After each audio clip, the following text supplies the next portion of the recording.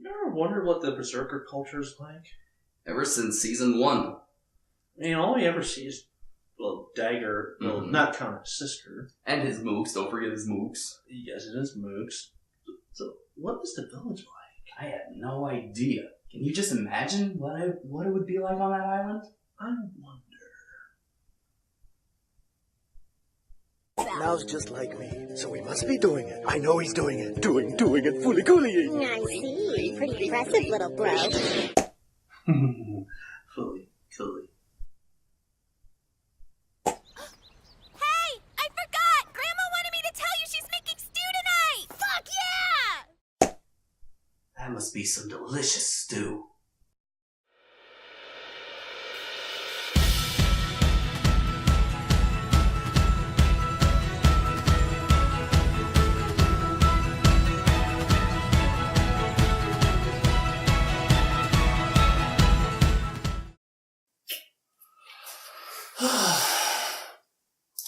You done goofed! Seriously, my cup of joe here has more satisfaction, and even my shirt says has more satisfaction than this episode. And I can prove it with this shirt because it says this. Right. Was that your costume? A billboard? Yes, and also, bucket. The fuck? You just noticed that now? Yes. Well, I was cosplaying as Bucket for Halloween. Oh, yeah. You know, one of the actual good characters? Yeah, the ones that actually made one of the many things that made the series entertaining. Yeah. But instead? Yeah, well, let's hope that we could entertain you as this season of Vlogs, because this season is looking to be very, very lackluster. Oh my god.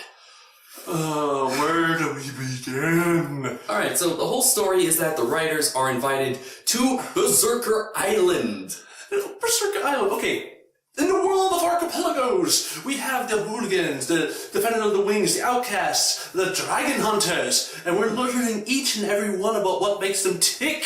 And then we're like, Berserker Island, what's on Berserker Island? What kind of culture? What kind of buildings? What kind of architects? What's their rituals? And we get there and we're like, welcome to Berserker Island, where dreams become reality.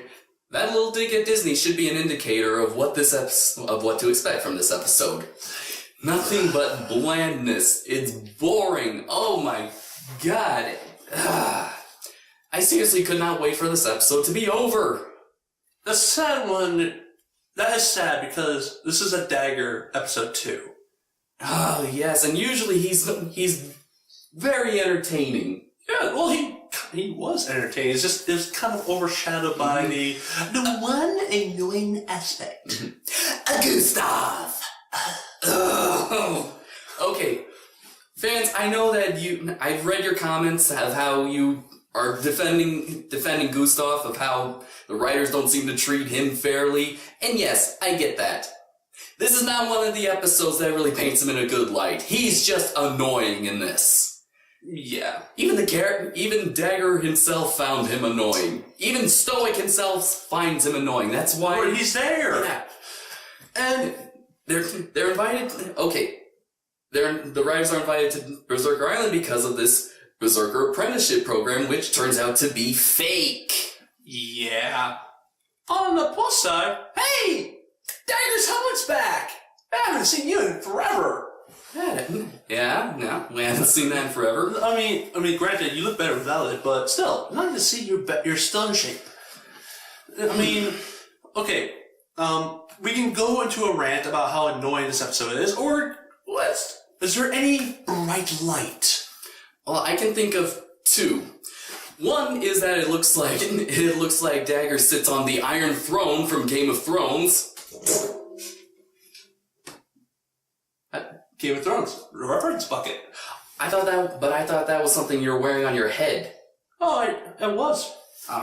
Don't you know this is a bottomless bucket? All right, fine. It kind of has a black hole that leads somewhere. Hey, at this rate, I can buy myself a new house. Oh, that'd be nice. I know. And I guess the second one is Dagger figuring out all different kinds of ways to mispronounce Snotlout's name intentionally. Hold on. Let's see, there was Snodrag, there was Snotlip, but the best one, of course, is Snot Pocket! No, seriously, I heard that, and I was thinking Jim Gaffigan behind me, like, Hot Pockets and flush it down the toilet? Snot Pocket! Pocket. And, of course, and then Dagger meditating. Which even shows how annoying Gustav is when he's meditating. He's like... Yeah, and seeing the animation of his face when he's taking those quick breaths, it's just, it's funny. Yes. And then, okay, honestly, this is almost like I wouldn't call it a love letter, but there's like so many continuity to be explored here, because you can go to the Night and the Fury with this one, because what Snotlout said to Gustav, like, we don't have our dragons. Yeah, and that's it. Okay, that's also another nice thing is that Snotlout actually gets to have a teaching moment with Gustav, kind of also harking back to Gem of a Different Color all the way in season 1. Oh, yeah. Yeah, so now he actually has a good teaching moment instead of just teaching him to be a mini him. Yeah, and the fact of the matter is, like, there is so much of... I want to call it stupidity on this part, because, Hiccup, why do you ignore all the calling signs when your dragons are like... Yeah. Oh yeah, and that's a plot thread that doesn't go nowhere in this episode. In fact, one of the characters literally says, "We don't have time for that. We gotta rescue Dagger." But bright sides. Take a breath. Be a Dagger. Can Dagger save this episode? Did he save this episode? I mean, it was so awesome when he just swung down like on this Game of Thrones chair. No. Yeah, that was pretty cool. No, that was just pretty freaking awesome. But this episode came at the expense of the culture, as we keep coming back to. When at the end, when he regains control, the crowd looks so excited to have the rightful king back. I know. Yeah, this episode. Okay, you could have worked in maybe the coup idea, but I would have really liked to see a little bit of like what life on Berserker Island is. Instead, we get things like Phase 1 of Reconstruction, and Phase 2 is the wall market. Get it? Wall market.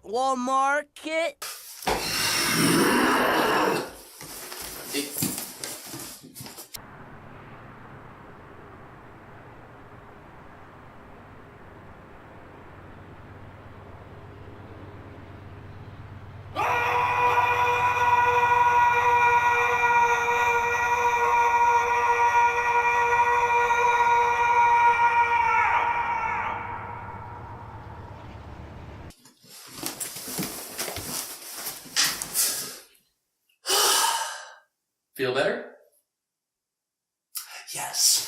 Alright, so yeah, the episode is, okay, it's lackluster. It's boring. It feels like episode filler, and that's what it is. Yeah, it's episode filler. And I don't want to talk about this anymore. Okay, maybe the next episode will be better. Yes, hopefully, finally the season will hit its stride and we'll get some good episodes. I really have a good feeling that this next episode will not be heavy-handed at all.